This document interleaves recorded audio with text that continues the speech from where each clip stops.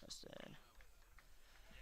Good afternoon and welcome to Bellow Field on the campus of Tufts University for this NESCAC men's soccer quarterfinal between your number 4 seed Tufts Jumbos and the 5th seeded Bowdoin Polar Bears. I'm Riley Daniel. Alongside me for this what should be a showdown is Max Anthony. Max, these two teams, I mean, they haven't gotten much rest from each other, have they? Yeah, we saw them in action just 5 days ago on Tuesday, which resulted in a 1-0 victory for the Jumbos, and that's really the reason why we're here today. They needed to win their away from home in order to bring it back to Bellow for this NESCAC matchup, which is really esteemed in history. We know these two teams have had many matches in the past in the NESCAC quarterfinals, including the one 2 years ago, almost to the day. Yeah, 2 years ago, almost to the day. I was there for sure. It was a 3-0 game on the scoreboard that was a lot closer than that in terms of how it was played on the field.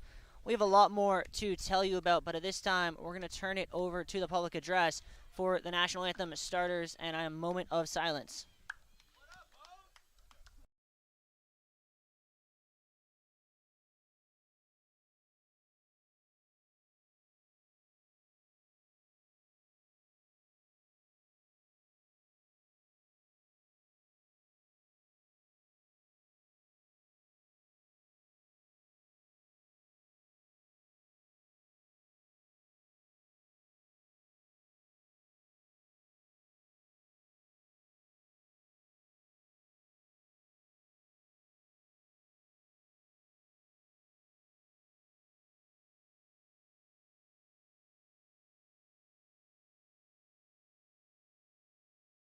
Welcome here to Bellow Field on the campus of Tufts University for today's 2023 NESCAC tournament matchup featuring the Polar Bears of Bowdoin College and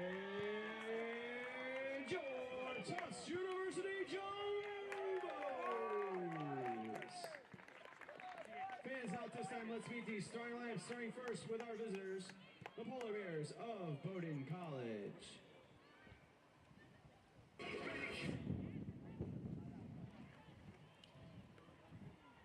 A defender out of Benton, Arkansas, number 6, Jack Seelig. A junior midfielder out of Westboro, Massachusetts, number 7, Carlton Steinberg. A senior midfielder out of Brooklyn, New York, number 8, Julian Wantarena. A junior midfielder out of Wayne, Pennsylvania, number 10, Luke Macchione. A sophomore forward out of Beaverton, Oregon, number 22, Philippe Ruda Duran. A first-year midfielder out of Brunswick, Maine, number 27, Jack Banks. A sophomore midfielder out of San Diego, California, number 30, Matteo Pacelli.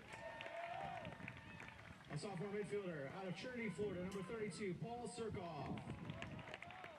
A first-year defender out of Bethesda, Maryland, number 33, Kito Ishibashi. A sophomore midfielder out of Ross, California, number 35, Tyler Huck. And in goal, a sophomore out of Winnetka, Illinois, number 24, Alex Ainsworth. Polar Bears are assisted by Andrew Benata, and Mark Hurst, head coach in his 10th year is Scott Wersinski. Ladies and gentlemen, the Polar Bears of Bowdoin College. And now the starting lineup for your Tufts University Jumbos. In goal, a sophomore out of Waltham, Massachusetts, number 1, Nick Huntage. A senior defender out of Somerset, New Jersey, number 4, Gibson Campbell. A senior defender out of Kingston, Jamaica, number 5, Max Clivio. A sophomore midfielder out of Short Hills, New Jersey, number 8, Daniel Yanis. A senior forward out of Rye, New York, number 11, Sean Trainer.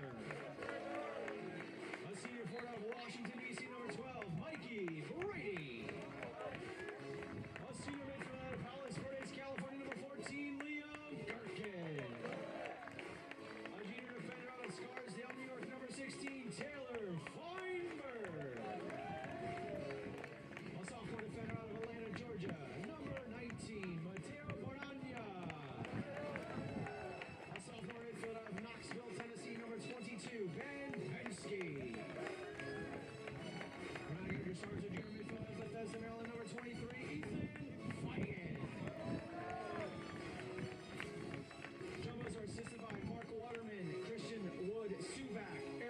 Levinson and Michael Carbonito Kornenfeld. And head coach of the Jumbos is Kyle Desatel. Fans, at this time, I would like to ask you to please rise. Ladies and gentlemen, in light of the recent events in Lewiston, Maine, Tufts University and the NESCAC ask that you please join us in a moment of silence in memory of those that lost their lives and those affected by the tragic events earlier this week in Maine.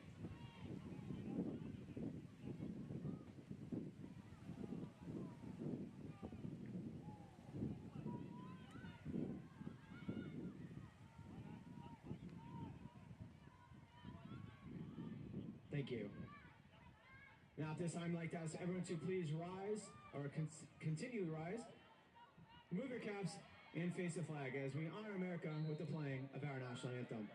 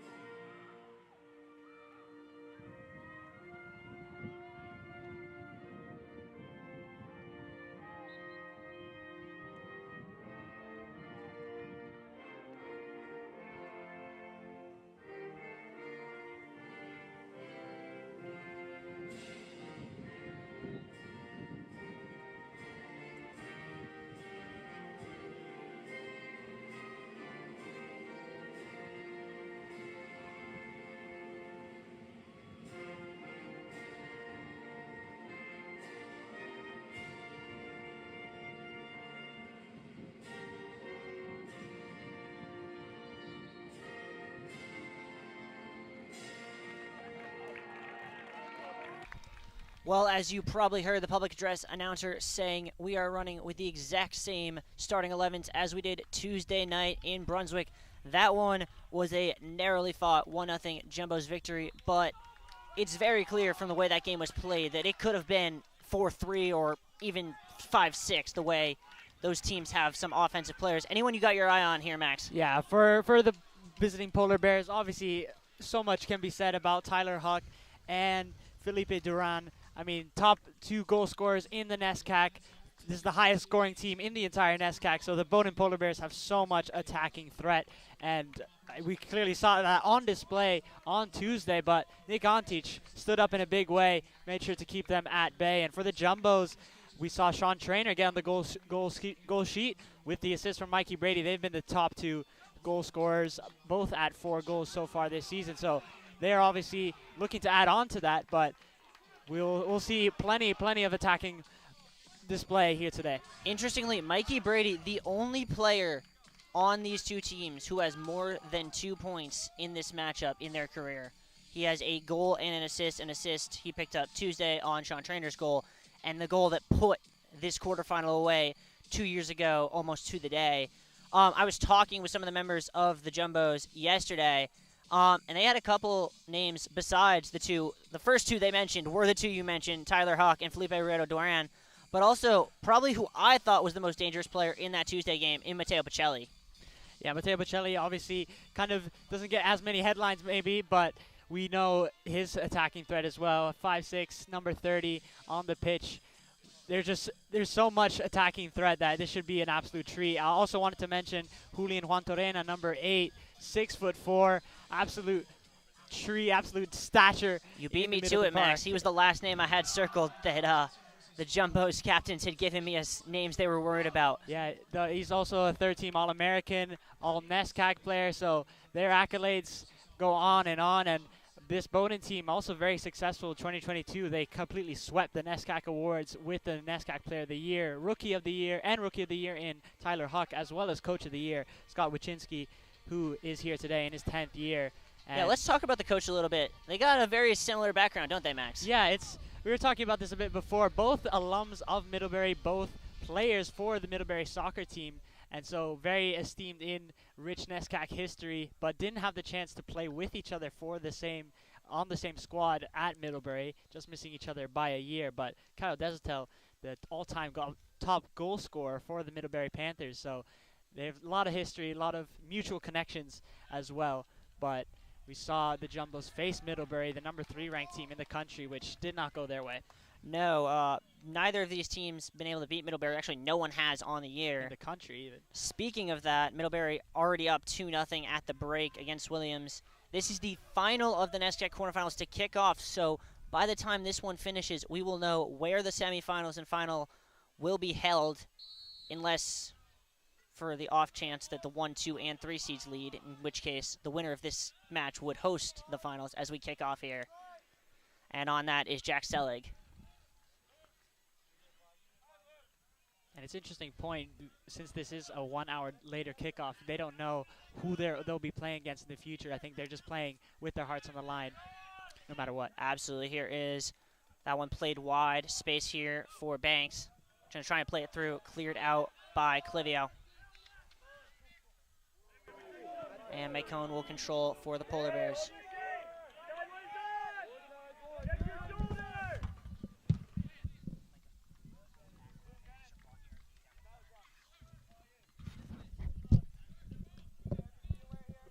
That one played in between the lines there to Tyler Huck. And now dropping back is Pacelli. Giving away, Sean Trainer almost got it cleanly. Now can turn and go on that right sideline. He'll drop it off to Campbell. And the Jumbos will look to possess here.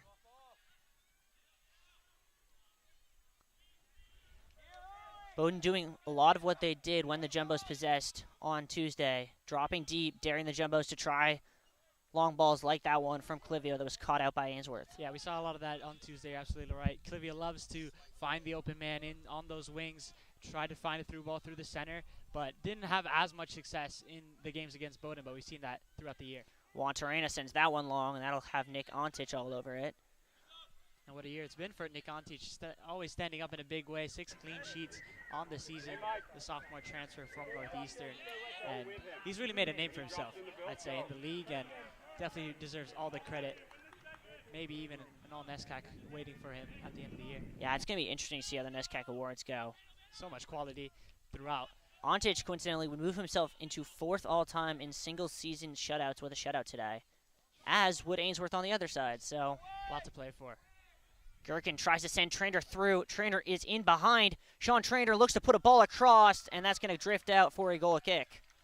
Good pressure there from the Bowdoin defender, but Trainer, as quick as ever. We saw him link up very well with Mikey Brady in that game against Williams, getting himself 2 assists. So he knows how to drive into the box, knows how to find the open man, just forced a bit off of it on that attempt. Trainer, the most experienced of the Jumbos, the only of the starting 11 who is a remainder from that 2019 national title team. Yeah, here's Jack Banks. Haven't seen much of Wu Vin Shin, who's also in that squad. That one overhit, looking for the run of Banks. Ontich able to control it cleanly. We saw Wu Vin Shin have quite a lot of minutes against Middlebury just last weekend, having over around 60. And so he hasn't had as much of a starting role, but I'm definitely sure we'd see him here today, as this would be his last NESCAC run, as well as for many of the seniors here. Yeah, it's interesting. Senior almost has a different definition this year, because you have almost 2 sets of seniors. You have those like Trainer and Shin and Bryce Visnick, who this is their last year of eligibility. They're done. And then you have a whole bunch. I mean, I'm thinking guys like Liam Gherkin, Max Clivio, and on the other side, guys like Carlton Steinberg, who have only played 3 seasons, so they have an extra year of eligibility. It's a very unique situation with the COVID pandemic, having created a different mismatch of players and different years, but still, they definitely keep that in the back of their mind that they want to play this one out as hard as they can, because they might not get it again. For sure. Juan Torrena's pass almost cut out there. And a nice switch of the field by Huck. Going to force Campbell all the way back. but Ontich will be able to pick that one up.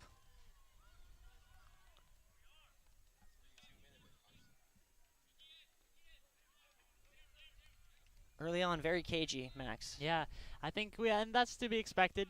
It is an SCAC match, and these two teams did play each other just recently, so still trying to feel each other out maybe, but I think we saw, as usually the Tufts Jumbos end their season with that match against Bowdoin, as has been the case for many of the previous years. We've seen these two teams face each other 5 times in SCAC tournament history, with 2 going in favor of the Jumbos, 2 in favor for the Polar Bears, and 1 ending in the tie in regulation, which later ended in PKs and Bowdoin advancing.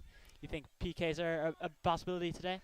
I mean, these two teams, I don't know. Going into Tuesday, I didn't know how the match was going to turn out, but I had a very strong feeling it was going to be these two teams in one location or another playing here today. I have a feeling this one goes more than 90 minutes. Yeah, I think it's a very real possibility. Every time that these two teams have faced each other in the tournament, the Tufts Jumbos have been the higher seed, so Bellafield has definitely been the occasion of many great matches. And for Tufts, in recent memory, it's been a very, very good one, as they did win 3-0 almost 2 years ago today. That one just a little bit overhit by Gherkin. Campbell able to save it. Cuts inside, back to Gherkin. Jumbo's lovely interplay here on that right wing. Oh, that's cheeky from Yanez. Bargania to the byline, stands it up towards the back post. Yanez tried to chest it down, and a hammering shot from Bargania, which I think went backwards. That definitely seemed to have a lot of spin on it. Did not quite reach its desired target, but good idea. Just not a great execution there from Bargania, but you know he's got a threat there on the far wing as they look for that switch ball from Trainer. You know what I noticed, Max, and it's kind of shocking, and I wouldn't have noticed it had Bargania not skewed that ball. Jumbo's inverted their wingbacks today. Yeah, I think it's a good point. We obviously are seeing the same lineup, the same personnel, but switching sides maybe. You think it's a decision of Desatel? Maybe that one given away. Feigen can turn and run. Brady laid off for Yanez. Has Bargania wide. Going to try and draw in a defender. Now we'll play it wide. Pacelli almost able to pick the pocket, but it comes wide here to Feigen. Has Gherkin on the overlap. Uses it as a decoy. Now we'll play him. Gherkin deep in the corner. Fighting against Pacelli and Steinberg. And it's going to be a throw-in for Bowdoin.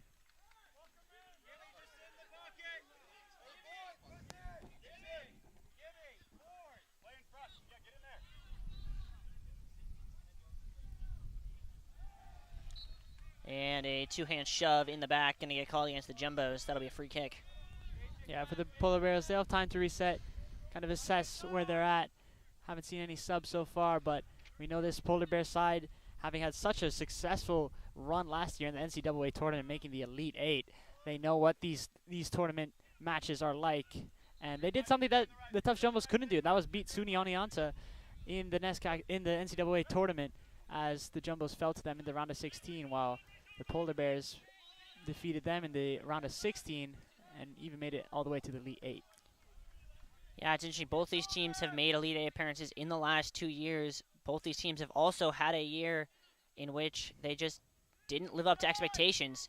Yanez has a through ball if he wants it, but it was cut out, under hit completely. Yeah, Macayonis, saw that one all the way through. Not enough pace on it, but one back easily. That's Clivio, and he's going to keep going. Max Clivio still going. Clivio into the box. Whips it across. Brady lays it off. Trainer tried to get a shot and may have done a little too much with it. What a run there by Clivio, going from midfield and storming through the box. I think he'll definitely want to get on the goal sheet here today. I think it's a very real possibility, given we saw Ian Daly score against the Polar Bears 2 years ago. Captain Max Clivio. Feigen cuts inside. Switches it wide to Yanez, who will switch it right back to Mateo Baragna. That one whipped in hard and low. Ainsworth off his line to collect.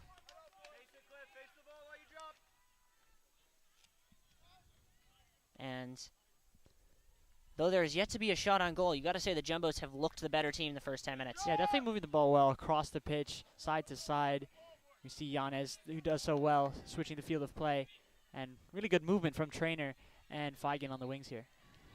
Given away there by Mikey Brady, and now Surkov can look to go. Ishibashi into Pacelli. He'll face up on Campbell. Back for Ishibashi, but given away. Brady looking for someone. Finds Gherkin. He'll play it wide to Sean Trainer. Jumbos don't have a ton of runners, but Trainer could look to go 1v1. He will. Just lost an edge. Yeah, it's Jack Selig on the cover there. Sean Trainer kind of trying to go in and out, but Selig saw it all the way and got a foot on it. But won back easily by the Jumbos. They're doing a really good job of pressuring the ball as soon as the Polar Bears get a touch on it. And Yanez is there to switch the field as he always does. It's almost as if they're playing with 2 6s today. Yanez kind of playing more of a 6. Penske, definitely a traditional 6. Yeah, it's a good point. I think you definitely want to have that defensive base, kind of make sure you can snuff the threats of Tyler Huck and Felipe Duran, as we know they love getting in behind defenses. Vargania between the lines to Yanez. He'll play it beautifully through the channel. Vargania tried to cross that in way too high. Almost ended up in the back of the net as that one got caught in the wind. Yeah, it's a beautiful sunny day here on Bello. Maybe the sun got in his eyes a little bit. That looked to be looping over the head of Ainsworth, but eventually harmlessly falling on the top of the net. But another ball whipped inside from Vargania. It almost looked like that goal 2 years ago from Travis Van Brewer. I was not there in attendance for that, but I was looking through the replays of that match. It was quite the event, and only 3 shots on target in that match, and it resulted in 3 goals. So good conversion rate on that day, and it's looking to repeat that magic here in 2023. Yanez with an ambitious ball puts Campbell under pressure, but he's able to get rid of it to Gherkin. Trainer puts Feinberg under pressure, and that'll be a turnover. Wantarena on it. Mike Cohn gets handled with a tough ball. Brady's going to come collect. Mikey Brady's been everywhere so far today. Yanez, head up. Looks to play a through ball. Trainer's in behind. Keeps it in play. Trainer across the byline. And that'll just get booted out for a Jumbo's throw. Great ball there from Daniel Yanez. Yeah, Yanez's ball, his passes through balls have been pinpoint, finding its man, finding the feet of Trainer, who kind of had his back to goal, had to face around to get a look on target. But great work in the middle of the park from Yanez as Gherkin. Oof, nice footwork. that is nice. Vargania goes down. Seemed to Ref ball. rightfully says ball. Comes away with it. Feigen stands that one up. That's out for a corner. Yeah, the pressure is definitely starting to lean in favor of the Jumbos. And Jumbos look like they're going to run their usual 2-man short game with Feigen and Yanez here. Yeah, interesting to see. We have almost everybody push up. No one hanging around the midfield. There's no one in the 70 yards from the Tufts goal onward. Yeah, they definitely swarmed the box. Just get a touch in it. I think that's the right strategy. Yanez whips that one in. Pensy got a header, ball bouncing around. And somehow Ainsworth collected it. Looks as if Steinberg might have gotten a crucial block. Now that lack of presence in the backfield might be causing them trouble. But well done. Jumbo's got away with the fact that that one drifted. If that had been hit straight, Pacelli might have been in there. Yeah, I saw Campbell scrambling back, but doing a good job of kind of forcing Pacelli outside as that ball found its way out of bounds, but could have been scary. That was a good effort there from Penske, but he seemed to be leaning away as he tried to get his head on it. Pacelli trying to fight against Feinberg. Clivio just there to sweep it up. And the 6'4" Wantarena is going to win that aerial ball every time. Yeah, that's what he's going to probably continue to do. We know his talent in the middle of the park, one of the best midfielders in the NESCAC, the senior out of Brooklyn, New York. So definitely, as you mentioned, one that the Tufts players themselves will look out for. That one flicked on. Going to force Campbell back. And he's just going to concede the throw. Interestingly, one of the notes we got when we were talking about what the team was thinking about going into the game from Taylor Feinberg was Bowdoin does not have the ability to really throw it deep. They don't have anyone with a long throw like the Jumbos do in Bargania. So they have to go with those short, quick throws that we saw there. Yeah, you can see there they're not really packing the box, not yet. They kind of have to look for those short options, and I think the Jumbo's doing well, just keeping their back to goal, making sure that they can't get that whipped cross in. But Tyler Huck there waiting on the top of the 18. You know, he's waiting for any chance to get a shot on target. 8 goals on the season. Unclear what they called there. Definitely Bowdoin's. It's going to be a throw, not a corner. And then once again, they'll take it short. Duran now. Through 2. Felipe Ruedo Duran looks to try and get a shot. Lays it off for Pacelli, and getting back is Gherkin. Duran moving quickly in the box there, side to side. Some scissor step over moves and a little back heel attempt.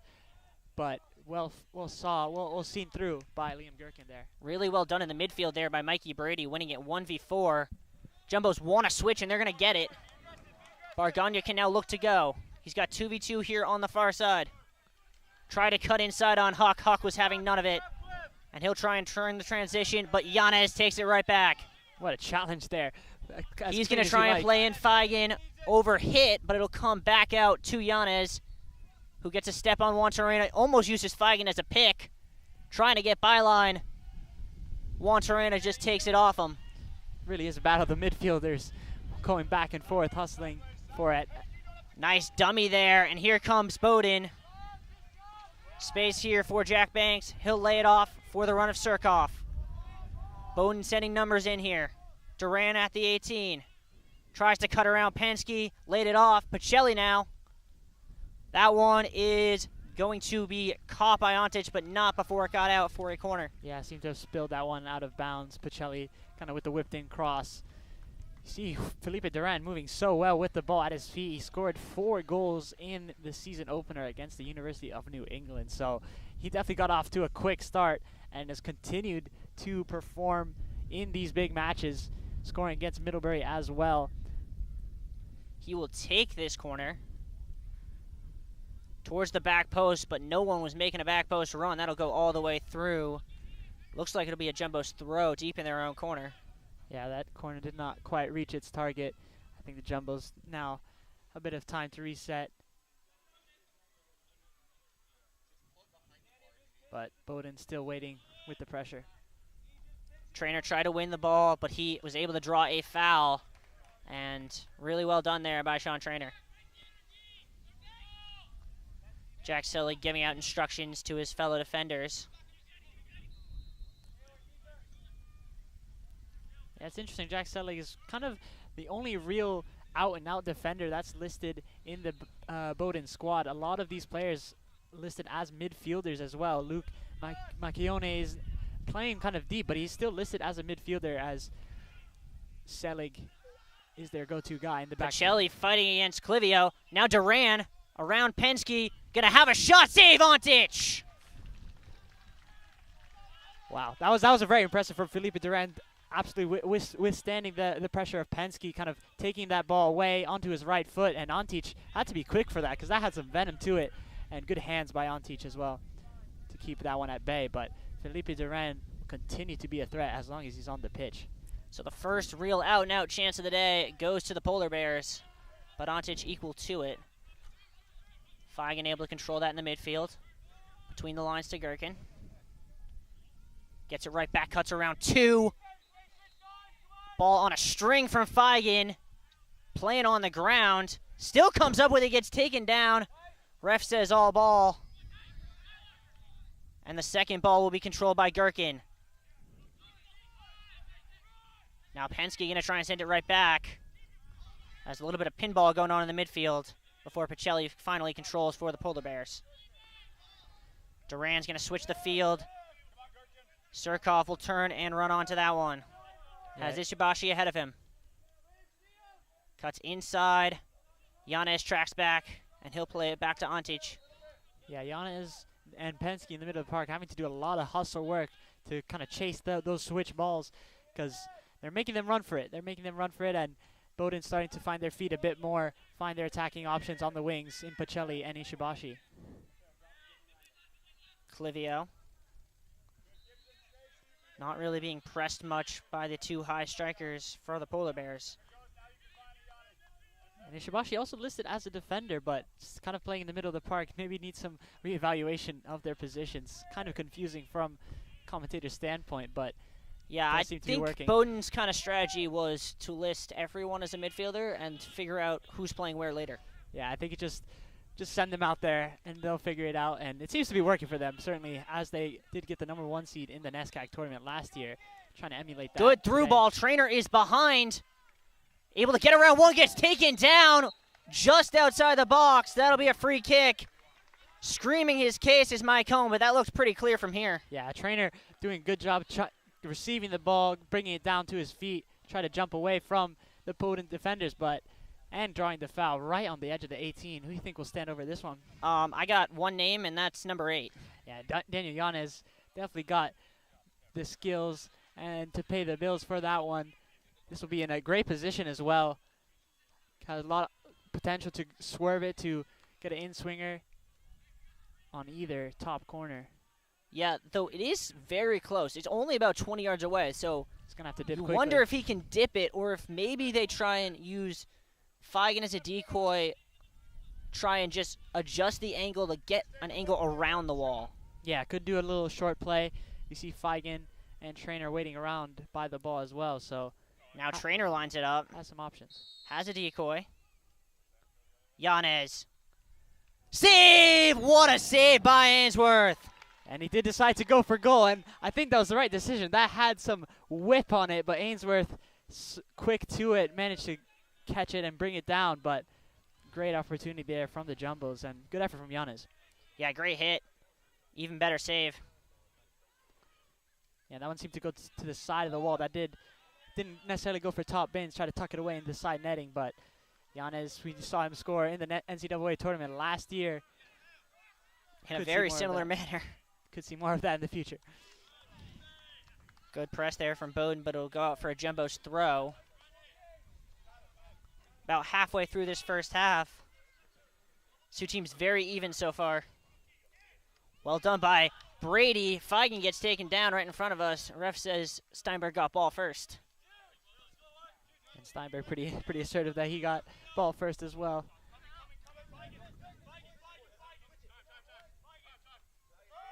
Banks lays that one off for Juantorena. He's going to try and switch it and find Surkoff. Trainer doing a good job of pressing, kind of cutting off those passing lanes, but couldn't get a foot on that. But seen a lot of good work from him, kind of disrupting play as he tracks back in addition to his attacking duties. McConey. Now Tyler Huck, who has dropped way back from where he usually is. Yeah, it's interesting to see. I kind of expected him to be playing a bit more in a cam role as a number 10, but he's been kind of playing as a number 8, kind of central of the park, as he is the 2-time NESCAC Player of the Year this season, and reigning NESCAC Player of the Year. Duran gets taken down. Ref says all clear, and we're starting to see a pattern here where anything that's a 50-50 foul call is getting a play-on call from this refereeing crew. Great ball there from Yanez. Bargania can look to switch the field. Instead, he'll play it inside for Feigen. Now he's got a 2v1 on Juantorena. He's going to try and take advantage. Through to Brady. Mikey Brady, around one. Into the box. Brady's shot is wide. That'll be a corner. Good work. Ooh. Looks like they're going to call it a goal kick. Looks like it had taken a deflection. Yeah, maybe he was kind of off balance, so the ball kind of skewed off wide of the post. Did seem to be under a bit of pressure. So we have first subs of the game coming in now. Alden-Maida going to come in replacing Banks. Yeah, and Mikey Brady also earning NESCAC Player of the Week honors. So, as Yeah, the two most recent on the field against each other in Huck and Brady. Lots of talent. Mikey Brady definitely looking to re-emulate his brace against Williams 2 weekends ago. Myconi. Looking for a through ball, has Ishibashi. He's going to try and send it.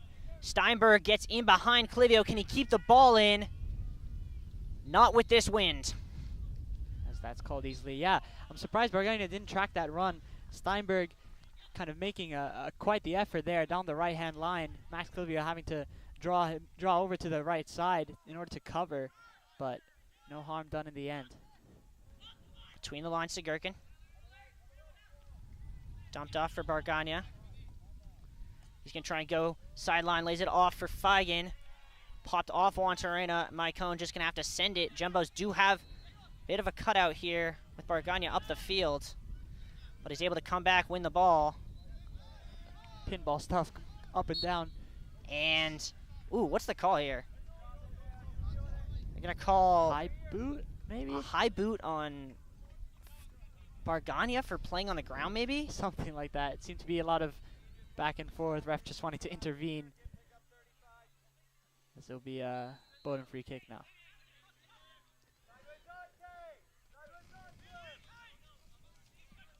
Mike Coney into Wantarena. He'll switch it wide. Surkov gets around. Trainer whips that one in. No run once again. That'll be a goal kick.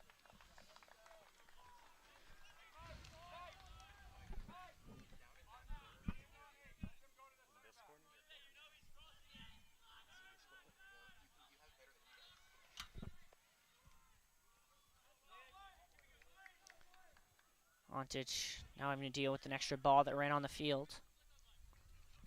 A little update around the grounds in those NESCAC tournament matches. We have Conn College 1-0 up against Hamilton. Middlebury holding their 2-0 lead over Williams. And Amherst. Oh boy. Oh, that ball comes towards us. Amherst up 1-0. So all the higher seeds showing why they're the higher seeds here today, as those matches kicked off at 12. And for the Jumbos and that is disgusting from Feigen. That's what he does so well. And looks like Scott Wierczynski wants an explanation. Shirt pull there as the ref's talking to Coach Wierczynski, kind of explaining his decision.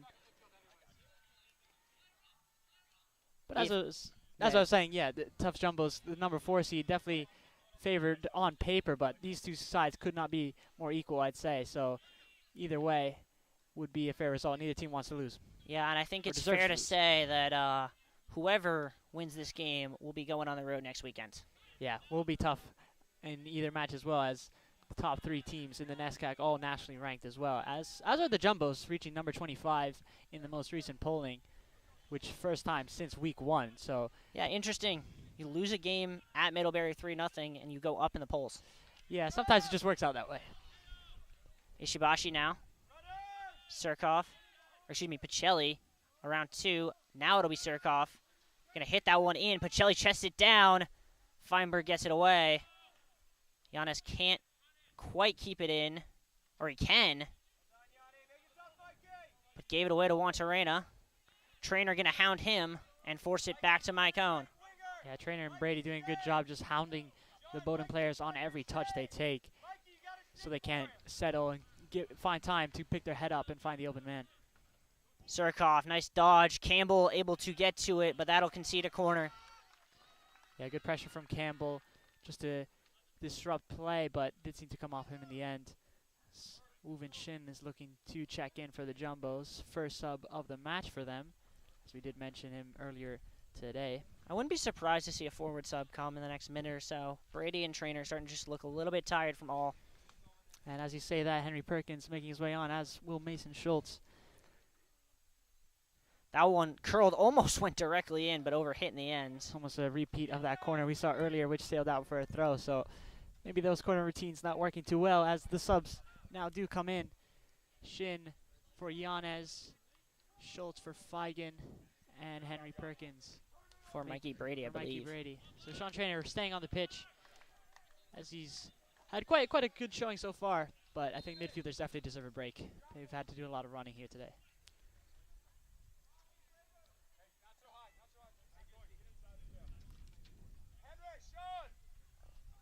Gazetel being very vocal, giving out instructions to his forwards. That one hangs in the air. And Wantarena just uses that height advantage. Steinberg going to get pressed by Mason Schultz in his first action of the day. Mycona Selig. Bowdoin just trying to feel out this new Jumbo's attacking line. Bowdoin will respond with some subs of their own, as they have 3 soon to check in. Duran drops all the way back to pick it up, but the Jumbos pick it away. Gherkin going to try and send Schultz through. Cut out nicely there by Steinberg. Duran wanted it back behind him from Huck, and that'll be a turnover. Jumbos going the other way with Campbell. That one between the lines, looking for Shin, couldn't get it cleanly. Trainer got around one, couldn't get around the second. That'll be a goal kick. Those Bowdoin subs coming in now. Ronaldo Cabral, Matthew Braver, and Drew Phillips for the first action of the day. These guys have had big impacts in short amounts of time. Cabral has come off the bench during NESCAC play this year, but has 2 goals and 3 assists this year. Had 8 goals last year, so he is one the Jumbos definitely need to keep an eye on. Yeah, as we saw kind of those big 3 names in the attacking lineup of the Polar Bears and Duran, Huck, and Pacelli coming off, and they have just as equally good quality coming off the bench as Cabral, was their top scorer last year as he took them to the #1 seed in NESCAC. Bargagna going to try and play a through ball, taking a dive with Steinberg. He just lost an edge. Schultz is through. Mason Schultz across, and in the back of the net, Henry Perkins makes it 1-0 Jumbos. As easy as you like. He had so much time to operate with there on the 6, just easy as you like, and Jumbo's taking a lead. How about that? And we talked about how even these 2 teams were. It was going to take a moment of brilliance or a simple mistake. Turns out what it took was Carlton Steinberg losing an edge at midfield. Yeah, it seemed to be taking a dive there. I'm not sure what happened, but Jumbos will take that any day as 15 minutes left to go in the first half. Jumbos take an early lead, and now they have so much space, so much time to work with. They can really take control of this one now. Now it becomes, do we see what we saw on Tuesday night? Because as soon as the Jumbos took the lead Tuesday night, Bowdoin switched into second gear. They were the much better team the rest of the night after the Jumbos had been the more dominant team prior. Do we see that happen again in the rest of this half, or can the Jumbos just keep pushing and maybe get a second? Yeah, Jumbos, I think, have to go for that second goal. You don't want to be playing defensive, kind of park the bus football, soccer I should say, for the rest of the match, because it's always a nervy time. But we saw Bijan Arkadsani Das checking in as well, so might be playing a bit more defensive-minded. I think they're definitely going to be looking to play on the counter, as Bowdoin will be a bit more desperate now. But still, lots of time to work with, 60 minutes to go. Honestly, though, you kind of wonder if the Jumbos are better playing on the counter. Yeah, we do know they have pace in Sean Trainer, and now Henry Perkins. That's a big goal for him. What an occasion. Good, very bright substitution from Kyle Desautels as Henry Perkins. Yeah, I mean, talk about your substitutions making an impact. Henry Perkins' goal on an assist from Mason Schultz. 3 minutes after they come in. Yeah, that's what you love to see if you're a coach. See your decisions come to fruition. And Bowdoin now starting to feel the pressure. Leaves starting to blow onto the field here. Yeah, it's a lovely fall day. And a great day for some NESCAC soccer. Given away, and now the Jumbos can look to go again. Perkins gonna play Gherkin, who lost an edge himself. Maybe there's a pothole on the turf. Yeah, I'm not sure what happened with that Steinberg trip. Oh, well done there by Mason Schultz. Ooh, then it's called out. The bench kind of making clear their opinions. Perkins comes late through the back of Juan Cabral could be in, but Clivio is alert to it. And Scott Warshinsky, they're going to blow it back now. Oh, it's looking like that's a good call. It looked at first as if the Bowdoin bench was able to argue the call, but it was clear it was the side judge who made the call, had the flag up all the way. Good call. Yeah, good. Maybe lack of communication from the refs, but good call in the end as play continues. Sean Trainer doing a great job just getting in front of the Bowdoin midfield, make life difficult for them. And then a giveaway. Shin slid in there. Probably didn't need to. He probably could have just won that out for a throw. Almost had it, but everyone putting their bodies on the line. Here's Ishibashi. The Jumbos switched formations a little bit. Looks to be in more of a 4-5-1 now. Is in through. That one couldn't drop for Steinberg, and it'll go out for a corner. That was dangerous. Steinberg, I'm surprised he didn't take that shot sooner. Kind of let that ball bounce until he was at a good height, but didn't even manage to get a shot off. That could have been bad. It kind of came out of nowhere. Yeah, if that takes a better bounce for Bowdoin, it's probably 1-1 right now. Yeah, the wind may be playing its part here today, but kind of surprised it wasn't tracked sooner, as now Bowdoin have a corner. This one whipped in. This one is in the box. Headed away by Feinberg. Cabral will send it out. Schultz almost picked the pocket as it could have been 2-0. Braver gets that one cut out. Trainer tried to lay it off for Schultz, just couldn't open up the hips wide enough. Yeah, That'll be a Bowdoin throw. Schultz could have been on the break there, so it was kind of a lazy pass there into Drew Phillips, but great hustle there from the Jumbos. They've definitely been doing their conditioning work. Oh, yeah. And Perkins just going to keep the press on. That one swung wide to Surkoff. Between the lines, picked up by Ashkartani Das. Yeah, we've seen a lot of minutes from Ooh, Ashkartani Das. Trainer took a tough fall there. Seemed to just roll on the ball. Maeda just gets his pocket picked. Gherkin seemed to... Gherkin's been everywhere so far today. He's alert to it. Ben Werner set to check in at the next whistle. Likely for Trainer. Trainer taking another tumble there. And then gets taken down, does Henry Perkins. That'll be a free kick. Jumbos now have 2 subs set to check in. It'll be Luke Randolph and Ben Werner. Yeah, as I was saying, Arkadzani Das, we've seen a lot of minutes from him off the bench in the last 2 games. Oh, lovely chest control there from Matteo Bargagna. Arkadzani Das kind of playing that number 6 role as well in place of Penske. And now the Jumbos will make the substitutions. It'll be Trainer coming out and Gherkin coming out. So the 2 who had not gotten any rest so far today will finally get much deserved rest. Yeah, they've done quite the shift here today.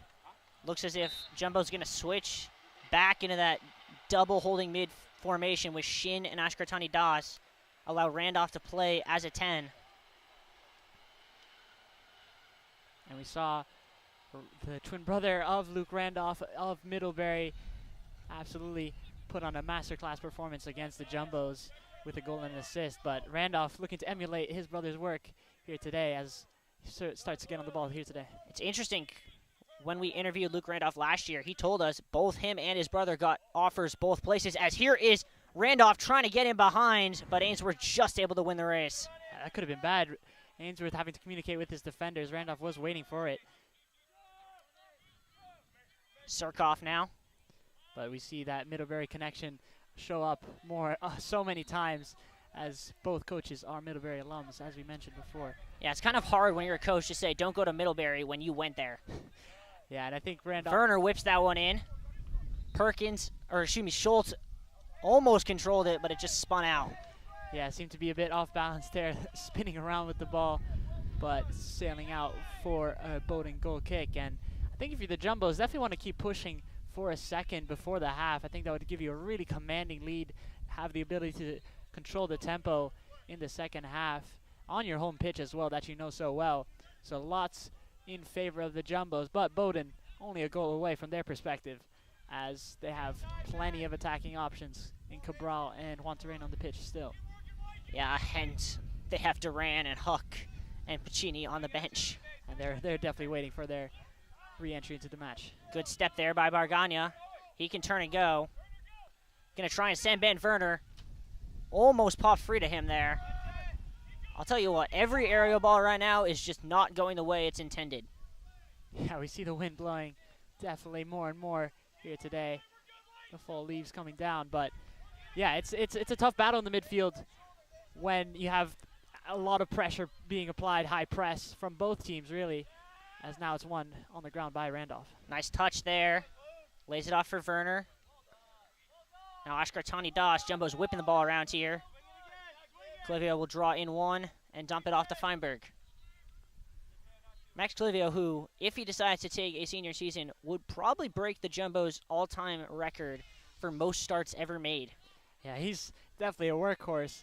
Started every match of his career. Every match of his career. It's so impressive, the longevity of Max Clivio, and I think it would be much appreciated if you're Kyle Desato having your captain for another year, and hopefully bringing them. Ooh, Ashkartani Das might have been very smart there, as if that ball pops free, Bowdoin could have been in. Yeah, good call there from the ref as went to ground. But yeah, as I was saying, I think definitely want to emulate the success of recent times, having won the NCAA tournament in 2019. So Max Clivio would be a big part of that if he continues. Yeah, Clivio, part of this 2024 class that has the extra year of eligibility. Class that came in, won an SCAC title in their first year, struggled a little bit last year, and are seemingly on the way back to putting another number on a banner this year. Yeah, it's been quite the improvement of last year. We saw 7 draws for the Jumbos as they finished with an 8-3-7 record. Kind of unsatisfying if you're the Jumbos, as you want to put those games away, come away with all 3 points in all those NESCAC matches, as the Jumbos fell to a number 7 seed. So definitely an improvement so far, already in the double digits in wins, standing at 10-2-3 with those 2 losses against Amherst and Middlebury. Very, very difficult opponents, must be said. Yeah, that Bowdoin game, is Campbell gets taken down there. That Bowdoin game that was a win Tuesday with last year's team would have ended as a draw. Yeah, and it did end in a draw as they played each other last year. It ended 0-0. So very, very impressive stuff as they're on the up and up, as they want to continue their good fortune and good form in this NESCAC tournament, and hopefully in the NCAAs in 2 weeks' time. All right, so we're obviously in the shade, but the players are not, as I'm going to stop talking now that Bowdoin looks to counter. We'll get back to it. With Drew Phillips. That one's cut out there by Campbell. Now I'll ask you, Max, how much do you think the heat, this being 80 degrees and on turf, is making a factor in this game? Yeah, it doesn't really feel like a fall, late October kind of day, but especially on this turf field with the rubber absorbing all that heat, you'll definitely feel it on the soles of your feet. Definitely need the sunscreen out today, but I think this is what kind of weather you love. This is the weather you look forward to if you're the Jumbos, as they want to take full advantage.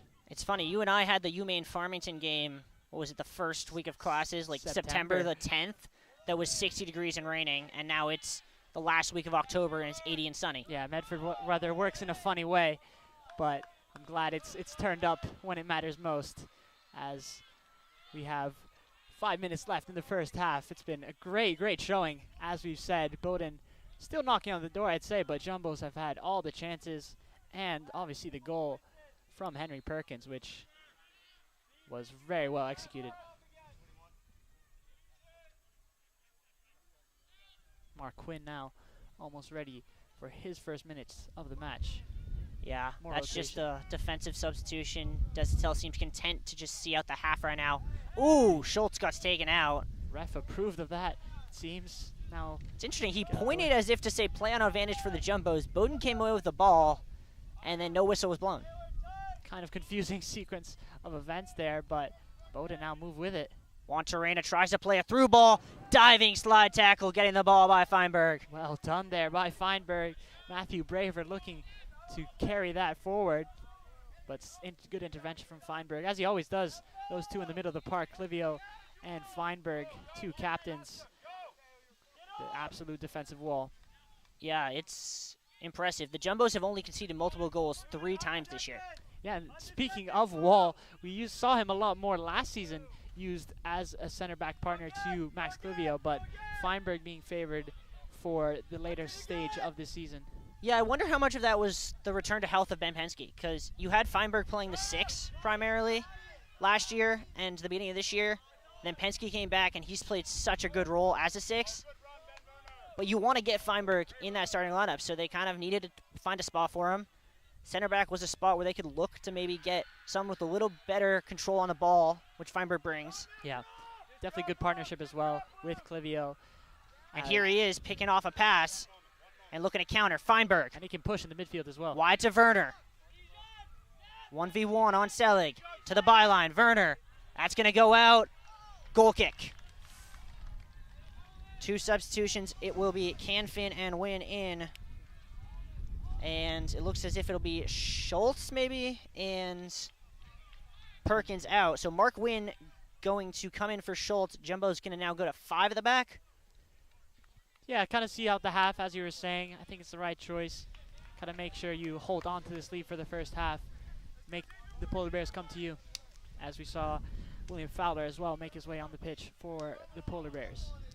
Good catch. I did not see that, but yeah, Fowler. Freshman midfielder. Ishibashi and Max Calivio has none of that, sending it about 100 feet in the air. And if you want to see how the wind is working, that ball was at the edge of the 18 when it started turning and ended up about 10 yards from midfield. Yeah, keeps spinning, keeps turning. You have to definitely keep your eye on that as that ball. Ooh, that one's through. Cabral tried to yank down Feinberg. No call. Now it's going to get called. That was very strange. Not a soccer move there as Cabral tried to wrap himself around Feinberg.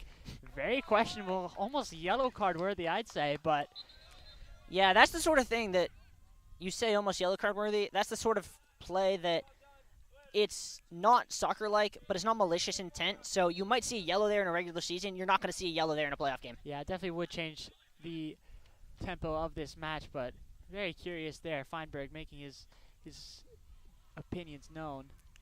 Well, that is the advantage of having your two captains as center backs, is they are allowed to talk to the referee. They can make their opinions known. Yeah, and the referees know them as well as they meet before every match. So it's a very good point, and Feinberg doing a good job of handling that in the end. Ethan Jett going to come in, Ben Werner going to come out as the Jumbos kind of just going to try and maybe see if they can hold on, run a long throw with Bargana, and get the last possible chance of this half. Yeah, we're seeing the same back four as well from the Jumbos. Very content with keeping it as is, as we've seen lots of changes, sub for sub in the midfield. And it seems to have worked out well for them. Well, I can't remember a time this year where Desatel has changed his backfield in the game that wasn't over. Yeah, and I think that's the right choice. You trust your guys. You trust they work well as a unit, so might as well keep that together. As Bargana skies that. Look at the spin on that thing.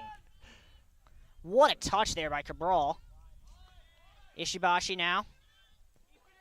Swings it wide here to Phillips. 30 seconds on the clock. Back to get it is Foster. He'll swing it wide to Steinberg, who can look to put a ball in with 20 seconds to go. Clip towards the backside. Juantorena got ahead to it. Second shot, and Max Clivio with a crucial intervention. Ronaldo Cabral, hands on heads. I don't know what happened there. He seemed to be poised for a great shot on target, but didn't even manage to get a shot off as Clivio was back to cover as Canfin will send it. That'll be your half. And after a couple scares towards the end of the half, we go to the break. 1-0 Jumbos. Max, your thoughts on that first half? Very, very impressive stuff for the Jumbos. Definitely an improvement from Tuesday's match as they established themselves early on and managed to get on the score sheet by a Henry Perkins goal. So lots to like there from the Jumbos. And for the Polar Bears, definitely a bit disappointed. You didn't take advantage of those chances in the box. Definitely some right in front of Antich. Ronaldo Cabral had the chance to equalize, but very impressive stuff overall. And another great 45 minutes looking ahead. When we come back from the halftime break, we'll give you an update from around the NESCAC, tell you who the other three teams are in the semifinals, where they'll be held, and get you ready for the second half. Until then, stay tuned. Stick with us.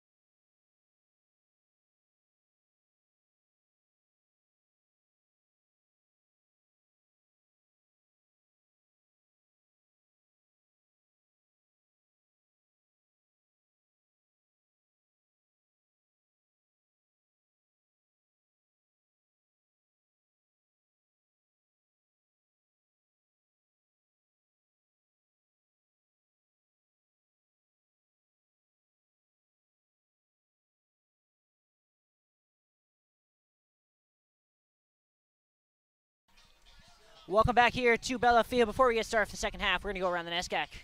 Yeah, so the other NESCAC quarterfinal games are starting to come to a close as we have Amherst, Wesleyan, Hamilton Conn College, and Williams Middlebury facing off, starting with Conn College Hamilton, equalizer from John Reedy in the 88th minute. So that one will be headed into extra time as we have, that's a surprise, I'd say. Hamilton, the number 6 seed. I thought that was going to be a safe win. Doing well for themselves, as we have Amherst also holding on to their 1-0 lead. That seems to be pretty wrapped up, as is the Middlebury game, still with that 2-0 lead, so they seem to be pretty set. Women's will go around quickly. Trinity and Wesleyan tied at 1 in overtime now. Hamilton and Williams. Hamilton has the lead on the second-ranked Eves.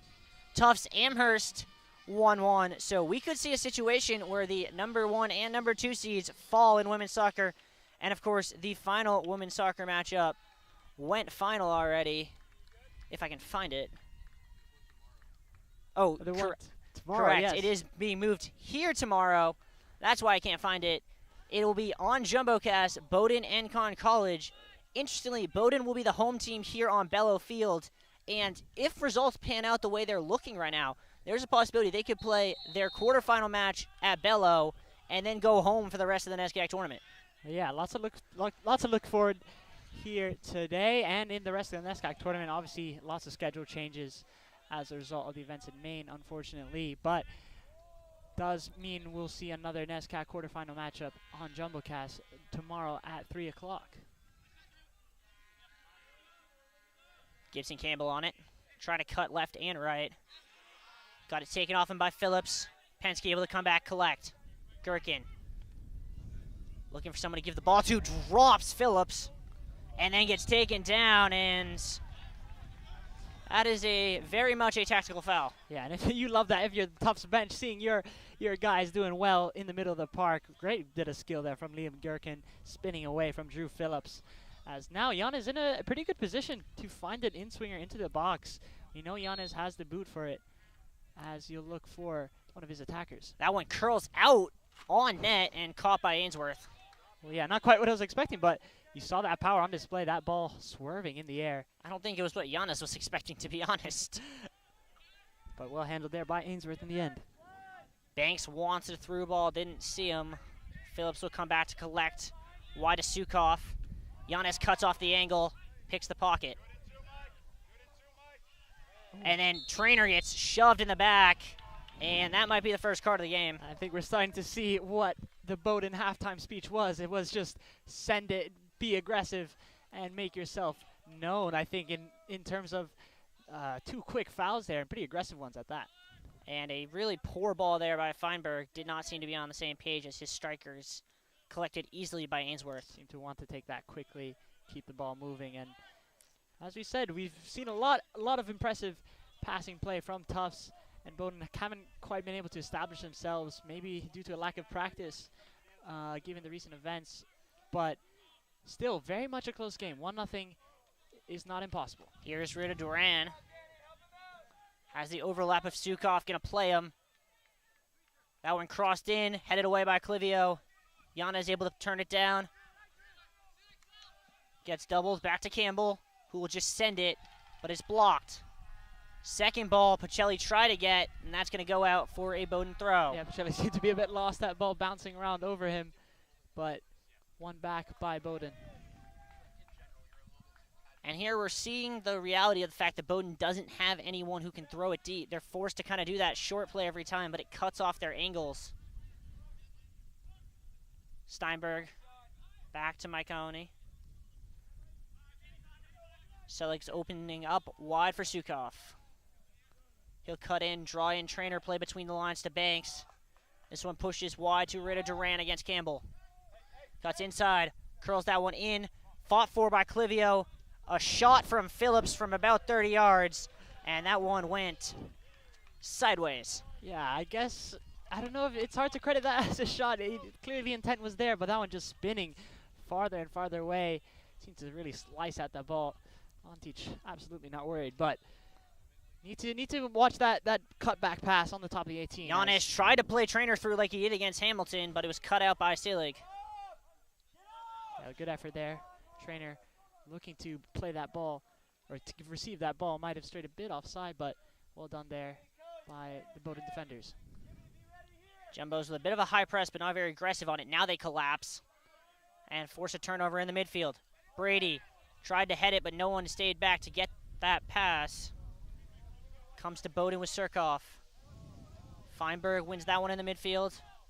Giannis controls. Still playing pinball. Still.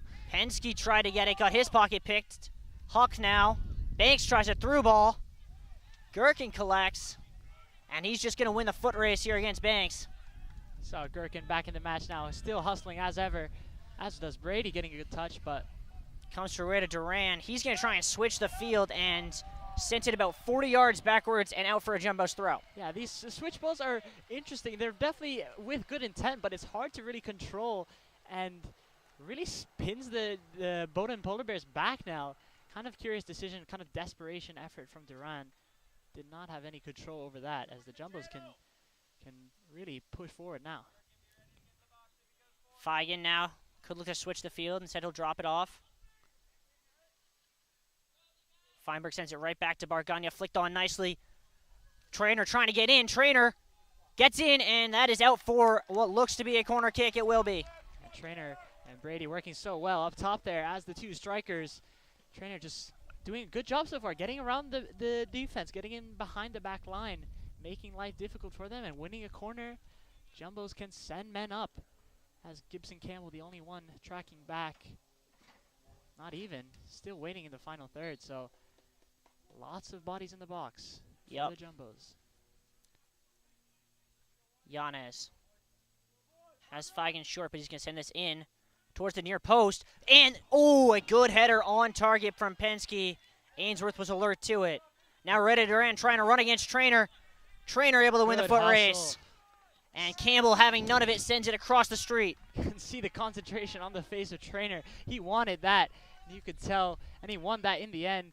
Campbell doing a good job covering as well on the pressure on Duran, but good effort from Penske. Did seem to have a lot of space, but unfortunately for him, right into the hands of Ainsworth. Anywhere else, that could have been 2-0. Selig now with space, cut out there by Trainer. Gets Got around Brady. one, has Brady, and that's going to be a foul, and if that's a foul, that should be a card. Yeah, it did seem to be through on goal there. Just needed a ball. I don't from know Brady. about if it was a foul because it looked like Trainer was out of control, but here's what I'll say. If you're going to call that a foul, it has to be a card for denying a clear 2-on-1. Yeah, Brady looked very clear there, also getting goal side of his man.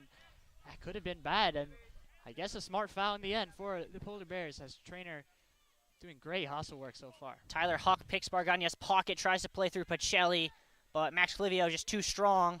Clivio sees that all the way. And then Ontic plays it to Feigen.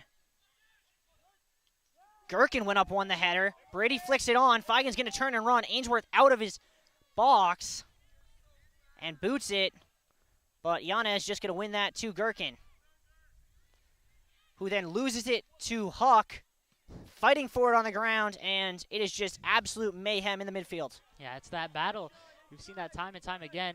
As you see another switch ball out wide, but more of the same in the second half. Intensity starting to ramp up. Duran trying to turn against Feinberg, and does. Gets around Penske now. Duran head up. Still Cuts through two, and gets the ball taken off him by Bargania. Yeah, good work there. Now Brady can turn and run. He'll go hound Ainsworth, but a nice header back by Selig. Yeah, smart header by Selig.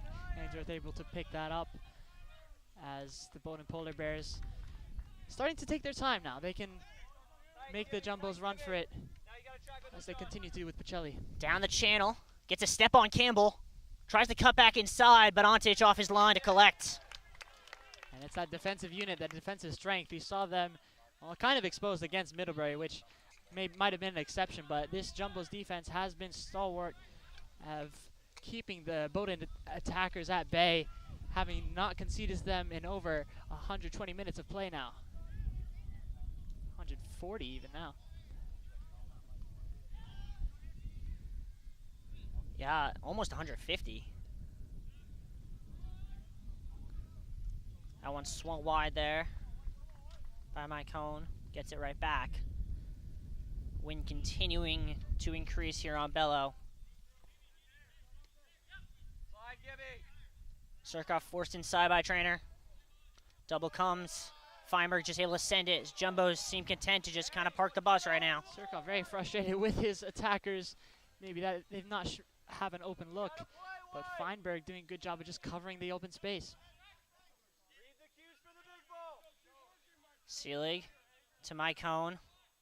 And there's just no deep ball, no through balls there. They just have to kind of play it short. Some nice triangles there in the middle of the park. Steinberg switches it nicely to Surkoff. But once again, out wide is Trainer. Down the channel, looking for Banks. Whipped across, away by Penske. Brady now fighting for it. And once again, dealt with by the center backs. Bowdoin starting to get the Jumbos penned in a little bit.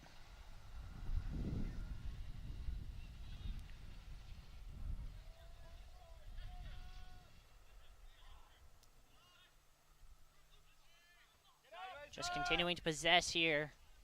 10 minutes into the second half. Good step there by Gherkin. Forced the Polar Bears back. That long ball hangs in the wind. Bargagna able to win it to Gherkin. And then sent up to Brady. Controlled nicely. Feigen has Trainer. Doesn't see him. Gets inside though. Can look to open up. Has Giannis wide. Instead plays Trainer through. Flag is coming up. Trainer just half a step off. Yeah, I think the Polar Bears were alert to that as soon as Trainer stepped off the line. But almost a good through ball. Just need to time that run a bit better. Yeah, but I think that ball's got to go switch to the other side of Giannis. You had space, and then you have 3 runners for Giannis to pick out. Yeah, good idea there, but the Polar Bears content. Say again, try to work through the back line and play up top.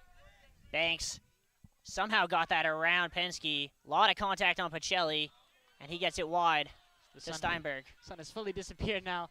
A bit more shade for the Jumbos on both sides, as we were talking about a bit earlier. Phillips now. Whipped wide to Surkoff. Tries to cut around Trainer. Trainer just not going to let him get anything easily, but Campbell concedes the corner.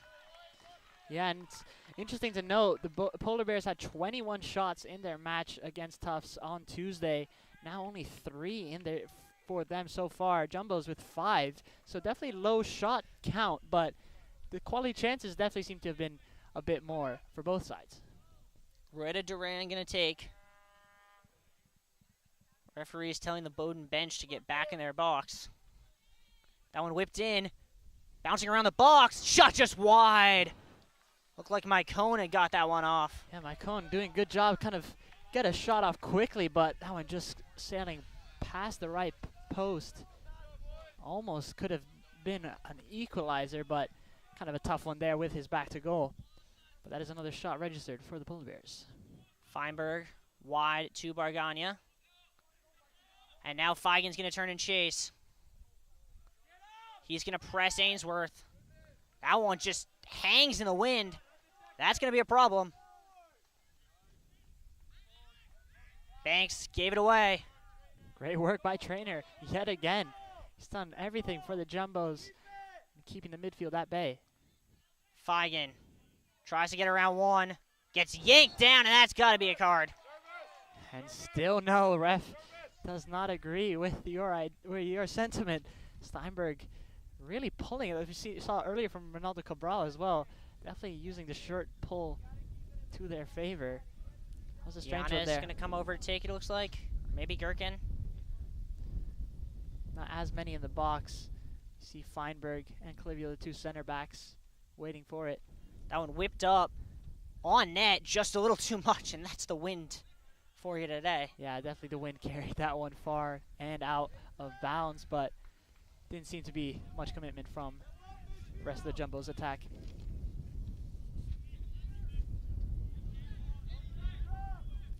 That one sent long by Selig down the channel looking for Duran. He cuts inside on Campbell. Swung to Wantarena, but he's overhit, and Feigen's able to clean it up. Bargagna going to send a long ball looking for Brady to chase. Trainer's through. He's onside. Sean Trainer across, and that'll be a corner. That was a great ball from Bargania. A really well-timed run from Trainer. We saw him straight offside just a few minutes earlier, and he timed that to perfection as that got around the Bowdoin defense. And he was through on goal, just kind of had to cut back inside, so he couldn't get that shot off. But really well done there. I think Bowdoin did not expect Trainer to be right there and ready for it. Trainer will come out here probably just for a short while, going to give him some rest, so he's good to go for the rest of the way. Canfin in, which gives the Jumbos a little bit more of a threat here. Canfin has a couple inches on Trainer. Yeah, Mikey Brady as well, second striker. 4 goals on the season. Can he make it 5? Towards the back post, headed back across, and over. Yeah, again, good idea there. Tufts corners have definitely looked better than the Bowdoin ones, as Bargania getting a touch on that, but again, leaning back as that kind of popped up and out of bounds. But 30 minutes to go now. Jumbos still with the attacking threat, not parking the bus as of yet, but Bowdoin still only 1 goal away. Jumbos also 1 goal lead to hold on to. Given away here is Feigen. Jumbos have numbers. Feigen. Yanez. 2-0. That might just be the goal that seals it. And as I was saying, that 1 goal lead, now it's 2. It's Daniel Yanez, the sophomore. What a finish. I mean, what were they thinking? Give it away to Feigen. Basically 25 yards from net. It's 4-on-2. There was only ever going to be 1 result. Absolute gift there. Feigen was alert to it. Yanez, easy ball. Another, it's just easy as you like for the Jumbos, and it could be another repeat of that quarterfinal matchup 2 years ago. Jumbos now with all the authority and control in this one, and another playoff goal for Daniel Yanez. What is it about Daniel Yanez in playoff games? Last year, in 3 playoff games, had a goal and an assist. This year, in 1 playoff game, he's got a goal. That's 4 playoff games and 5 points in his career. And it's really his time to shine. This Jumbo squad have looked excellent against a very tough opponent as well, it must be said. And this Bowdoin team looks like an absolute shell of themselves in recent times, as the Jumbos are looking to continue their NESCAC tournament run into the semifinals. Speaking of semifinals, now is a very good time to look around the NESCAC. Conn College has taken the lead halfway through overtime, 2-1. Amherst, I'm looking for the final results. Did I miss it, Max? Yeah. Amherst has gone final with a 1-0 win over Wesleyan. Middlebury went final with a win over Williams. So the top seeds. If Conn College can hold that lead through the second half of overtime, then it would be the top 4 seeds advancing, assuming this result holds. We know that these semifinals and finals will be in Middlebury, Vermont. As that one's cut out by Gherkin. And the Jumbos would be playing against Middlebury now in that match? They would, assuming Conn College holds on to win. Yeah, that would be a tough one as well, but this is a little shoulder-to-shoulder there between Canfin and Surkov. Duran now. Gets through 2. Tries a through ball. Clivio just sends it. And that's what you can do when you got 2-goal lead. Just boot it up and let your midfielders and attackers chase. And they're doing that quite well. It's Gherkin and Brady always ready to press. And Mikey Brady comes away with the ball. Gonna play it wide to Feigen. Jumbo's looking for the killer here. And they have numbers. Feigen gets a step on Mycone. Onto his left foot. Shot is blocked by Mycone. Really well done. And now Bowdoin's going to look to counter with Tyler Huck. Through ball between the lines to Cabral. Still Cabral. Try to play it wide. Somehow came away with it. Now gets it wide. Inside now. Into the box. Shot is blocked away. That'll be a corner. Yeah. Great run there from Duran, who had inverted. Yeah, well done there by Duran, kind of checking in and out, kind of pinning the Jumbo's defenders back, as they did have numbers, but it's a good result for them as they have a corner. As the Tufts Jumbo's subs will look to get in as soon as possible, change their form. That one towards the top of the box, past everyone. Surkov sends it back in. Antich will collect comfortably. Antich can take his time. He has all the control. The Jumbos have all the control in this match. Henry Perkins and Arkadzani Das will add to that and bolster kind of the midfield, bolster their chances at moving on. Brady goes up for the 50-50, flicked on, but it'll go all the way to Ainsworth. And right now, you can just see the body language difference in these two teams. Yeah, I think Bowdoin definitely defeated that ball, that absolute gift they gave away. They'll be disappointed with themselves because they know they can do much better. But Tyler Huck might have something to say about that. Into Cabral, Jumbo's wanted offside, didn't get it. Pass back for Huck, was behind him, and Penske able to send it out. Yeah, it's such a defeating blow, I think, especially in the manner that it happened, because the Jumbos capitalized so quickly. The Polar Bears just gave it away. Another throw here on this far sideline for the Polar Bears. And Huck gives it away. Max Clivio sends it about 20 rows.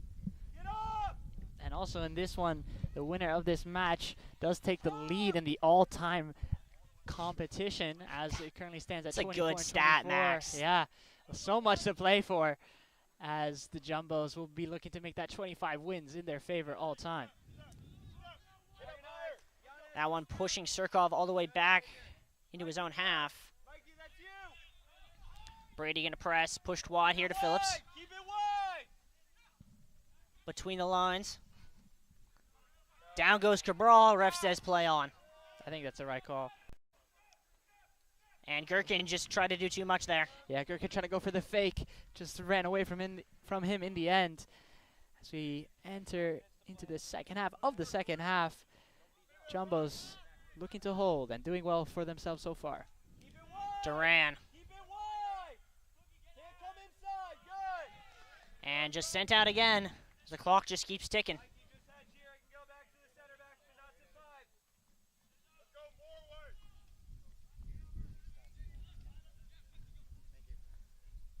That one pops free. Getting to the byline, it was Juantorena, but is sent out. Headed ball, not cleared all the way. Feigen gets it out. Brady flicks it on. And that'll force Seelig all the way back to his own half.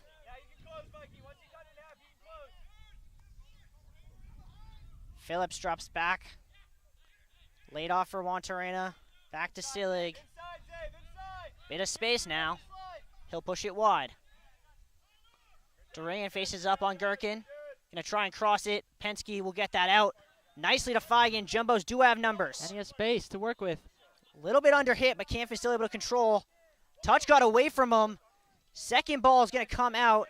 Penske will corral. Gherkin. Wide to Brady in the channel. Double comes. Brady just plays a through ball. Canfin can go chase. Seelig plays it back onto Ainsworth. Continue to press. Yeah, Jumbos just seem to understand each other and where they're going to be so much better than the Polar Bears so far. As we see another misplaced pass there from the Polar Bears. They just don't seem to be on the same page. Nah, they don't. And we talked about it at the half. The Polar Bears had looked so much better in the second half versus the first half in that game on Tuesday. Yeah. Today's kind of been the opposite. Yeah, they had the shots advantage by a large margin. Antic having to step in multiple times. Haven't even seen much.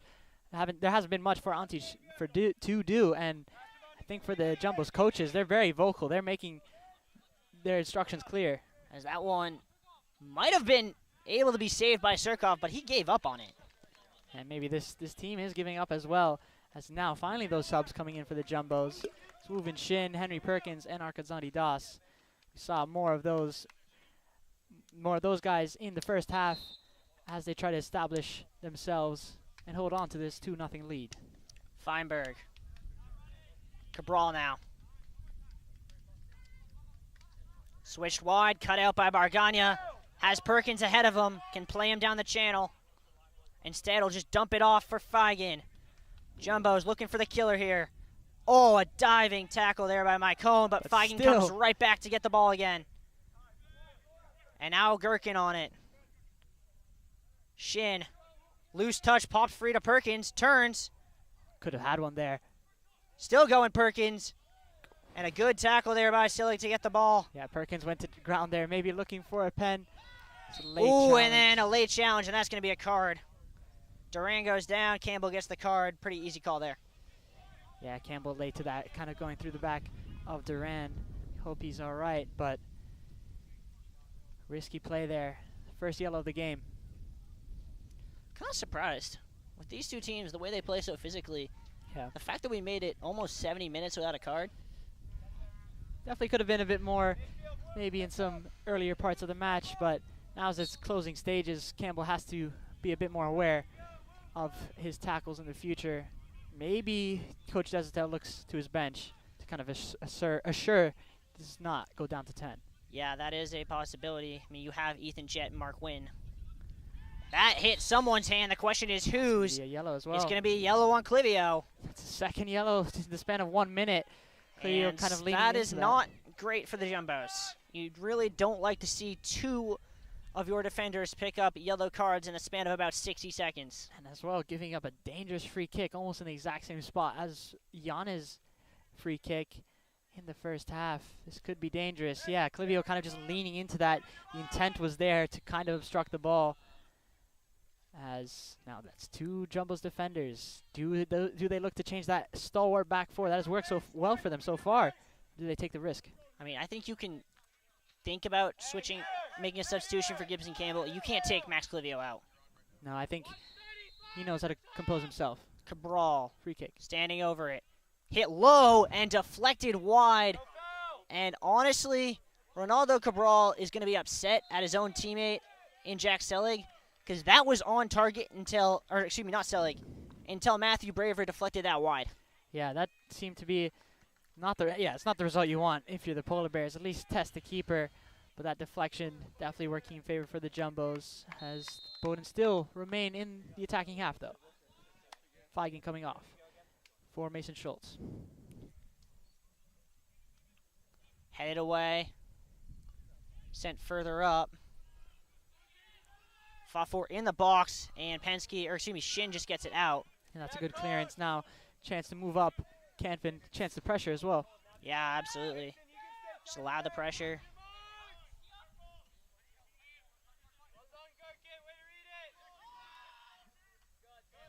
Feinberg's header. Nice drop of the shoulder by Canfin. He's going to turn and go. Keep that in bounds. Has runners. Schultz going for it. Schultz wanted it. Ooh. Shin had it, got it deflected, hit it again, and it ended up right in Answer's hands. Yeah, that was an interesting ball. I don't think. Oh, great hustle there by Mason Schultz, getting all the way back against Huck. And that's just what they've done so well so far. Everyone from the starters to the bench, putting it all on the line there. And you love that if you're the coaching staff as well. Your players showing that really shows the players' passion. They want this. Antich off his line, will control. And the Jumbos starting to see the finish line approach. They can take their time now. Antich evaluating his options. Comes out to Feinberg. Canfin flicked on nicely for Gherkin. What a ball. Good job defensively by Drew Phillips to pick it back for the Polar Bears, but then given away by Ishibaki. Clivio between the lines to Canfin. Jumbo's just picking out passes right now. Switched wide. Beautiful ball. Just a little too much on that one for Schultz. Yeah, as I said, they just seem to know where each other's going to be. They playing that one-touch passing in the middle of the park between Canfin, Gherkin, and Campbell. They're just doing a really good job of making the Polar Bears work for it, as the Polar Bears just haven't been able to connect as easily outside of their back four. Sillig now, as Luke Randolph gets set to check in. That one down the channel looking for Pacini, and Feinberg over to take care of it.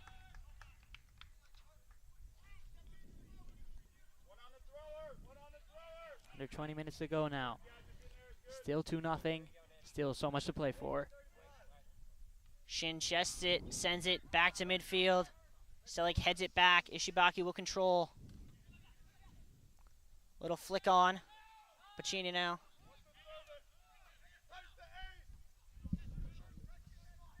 Swung wide.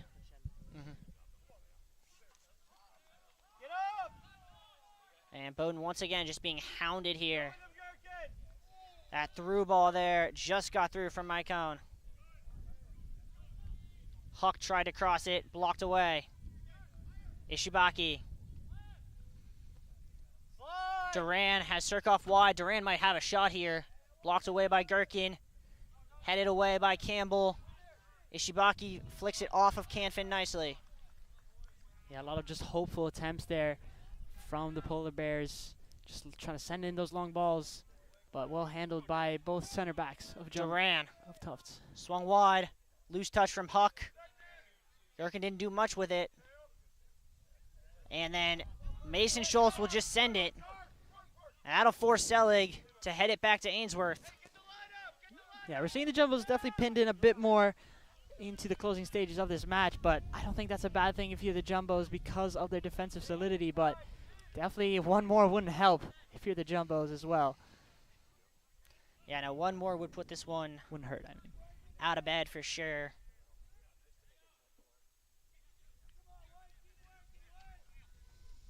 The Jumbos continue to work. Ishibashi.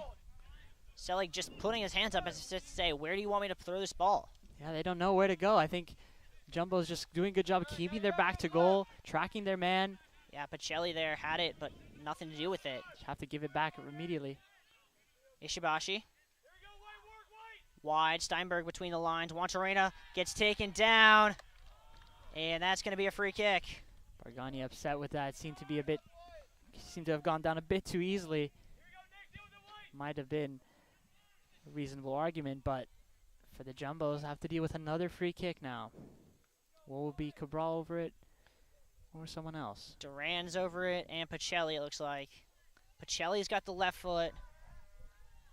Duran's got the right. And Ishibashi going to show short to force Schultz out of the wall. Four-man wall there, looking to stand tall. Pacelli dummies, Duran shot is in the back of the net, and we got a game. That is an incredible finish from Duran. That makes Ooh, it 10. Antic is arguing that there was interference. He is livid, but it is 2-1. That is incredible from Duran, undoubtedly, and that's what you need if you're the Polar Bears. Seemed so easy for him, just curled that into the top right corner. And now the Polar Bears are back. They're fighting. I think Antic probably a bit upset as well at the original foul call, as it did seem kind of light, but well done there from Duran. They're fully back. And all to play for now as the lead cut down to 1. Schultz between the lines to Pensky. Gets it right back. Schultz tries to cut inside, out. That'll be a corner. And now this is where the Jumbos could put it away. And this is the real test of their nature, test of their team quality, as this is the highest stakes they've had to play for so far. But can they keep their cool? Can they hold on? Or can they add another? I think that would really establish themselves. Jumbos sending almost everyone up again. That one curled in, bounces around, hit off the post, headed Off the What's bar. the call? They say that went out? Yeah, does seem to be a call as that's Ainsworth slips. Seemed to be a foul call there. That almost looked to be an Olympico bounce. It hit off the in. post. It would have been an Olympico.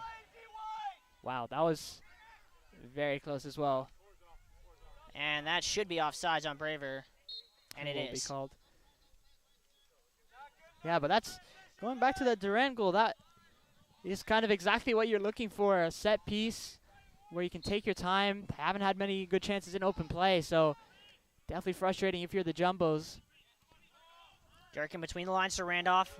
Nicely Just to, check in. to Shin. He sends it on. Schultz in behind again. Mason Schultz. He's got options. Cuts onto his right. Deflected. Perkins got a hit. And what's the call here? I think that would be. They're going to call it against Perkins. He goes down. Ainsworth trying to play that fast. That ain't happening. Referee indicating to stop the clock. Yeah, it seemed to be a bit of a collision there on top of the 6. Schultz did take the shot, deflecting, almost had it on target, but so back and forth now. Intensity still picking up. Yeah, this one, grandstand finish. And I think we would expect nothing less from the number 5 and number 4 seeds with so much history, so much to play for. Mike Cohn. Surkoff wants it on the near side, not getting it as it comes to Huck. He gets hounded immediately on possessing it, given away. Pensky, or excuse me, Shin. Gets it right back. Shin has space to work with. Maybe a switch ball. He'll lay it off to Ashkartani Das. Wide to Campbell, who can turn and run now. And a great play by Campbell to keep that in.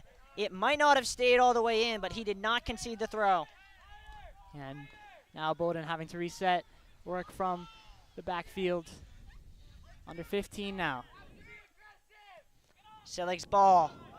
That's going to hang up. Cut out by Clivio. Shin almost got taken down. Ref says play on. That's a through ball. The wind's going to keep But that. Shelley chests it down. Looks to have a hit, but that's going to end up on the field hockey field. Yeah, Pacelli maybe a bit too excited at the opportunity. Was going to be a tough effort no matter what, as he was around the 18. That one skied over. Now Antic can take his time. I think we all need a breather. This one. It's been a chaotic last 3 minutes since that goal. Yeah, those 2 yellow cards, those 2 free kick opportunities. We're seeing a lot as Duran did check off immediately after the goal, maybe wanting some rest. As Set to check back in. He'll be back for more. That one from Antic gets a nice little boost from the Bellow breeze, but it will be a Bowdoin throw. Duran's going to check in. 13.5 to go here on Bellow. Matthew Braver coming off in place of him. We can confirm the final from New London, 3-1 Con College. So the winner of this game will play Middlebury at Middlebury. So yeah, everything's starting to shape up now, as it's the only remaining quarterfinal match. That looked like it hit a hand. Ref says it did.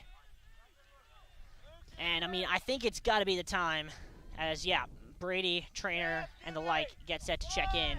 Yeah, and you mentioned Con College. This Bowdoin side lost to the number 8 seed Con College in the NESCAC tournament last year on penalties. So some bad history there. Bad memories for the Polar Bears. Ishibashi back to Maicon.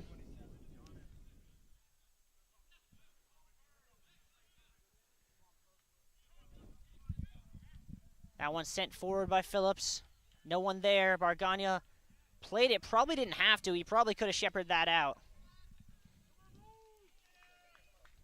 Second ball on the pitch is going to slow things down.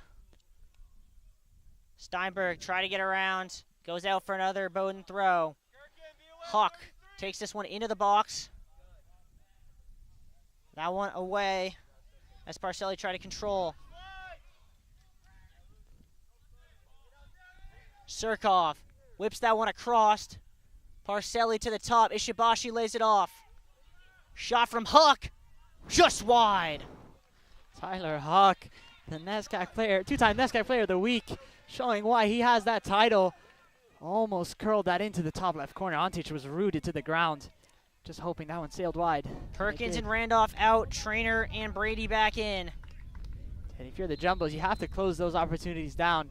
I know they've been hustling all match, but just over 10 minutes. Got to do it for just 11 minutes more. Looks as if the Bowdoin coaching staff wants a card on Antic. And a foul called on Bowdoin. And that is not what you want to do if you're the Polar Bears, because the Jumbos are going to milk every second they can now. Shin continues to do that, kind of taking the ball, taking his time with it, back to where it should go. Ref urging Shin to get on with it. The clock continues to tick. There's going to be a card, yeah. Stopping the clock.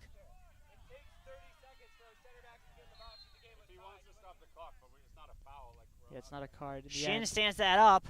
Clivio goes up for it, gets taken down. Ref says play on. Jumbo's caught out a little bit here.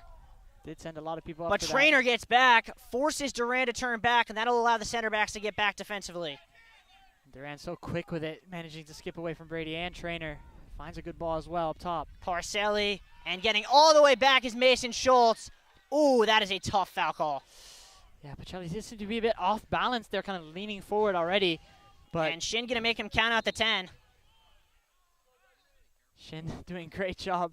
Just yeah, Shin getting in the head of very likely to see himself give a yellow pretty soon if he keeps doing this, but he is making the clock work. He's making Bowdoin work for it. Flicked on, saved by Antic. Taken quickly.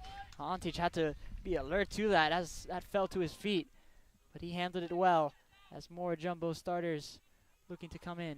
And one non-starter in Owen Denby set to check in. His first minutes of the game. That seems like a formation change to me. Yeah, and I think maybe some fresh legs as well. Definitely That one headed back. Ainsworth will try and collect. Under 10 to go here on Bello.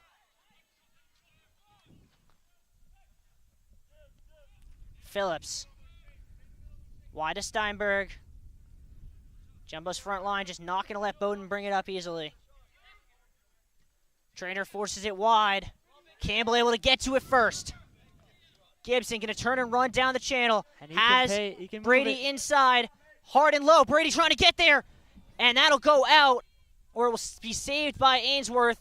But that actually might help the Jumbos more, as that goes out for a throw. We've seen that connection between Campbell and Brady so many times already this season, having linked up twice for a goal, with one against Williams and one against Amherst, that was. So they know how to connect. They know how to find each other. Could have been a third, but well handled. Thrown in towards Brady. Heads it down. Try to get around. A lot of contact. Ainsworth grabs it. It'll be a goal kick, I believe. And the Jumbo is not going to let him take it short. They're going to send it up. They're going to have to deal with the second ball. That one hangs in the air. Gherkin wins the 50-50. Trainer controls it wide to him. Good cut back. The Jumbo's now really going to make the Polar Bears run for it, as Pacelli looking to pressure Antich. And Antich gets it right wide to Campbell. A little bit of a dangerous ball there. Yeah, that seemed to be under the foot of Feinberg, but Campbell was ready to receive. Wide to Owen Denby, his first touch of the day. Keep it moving. Confidence to play. 8 minutes to go here on Bello. Denby sends that long. That'll be a bit of trouble. Good positioning there from Brady, who controls it and gets it wide to Feigen. Feigen drops the shoulder. That'll go out. Jumbo's throw. Yeah, Brady doing a good job. Just he knew where the ball was going to land behind Maikone and managing to win it back as well. So clock continued to tick down. We see the seniors and juniors doing a great job just composing themselves. They've been here before. They know how to waste clock. They know how to manage the time. Deflection. Looks as if offsides is the call. And Bowdoin trying to restart play. Referee making them wait. Now they'll start play. Maikone. Sent up. Flicked on. Good turn there by Parcelli. Looked like it might have hit his hand. And a slide tackle there by Oshkar Tanidas forces it wide. Surkoff. Into Duran. Good shoulder to shoulder. Out. That'll be a goal kick. Great defense by Liam Gherkin. Incredible composure from Gherkin, kind of establishing himself, making sure that one did not get into his box. But good defensive work there. Wow. We saw the slide from Orkazani Das, still hustling as ever.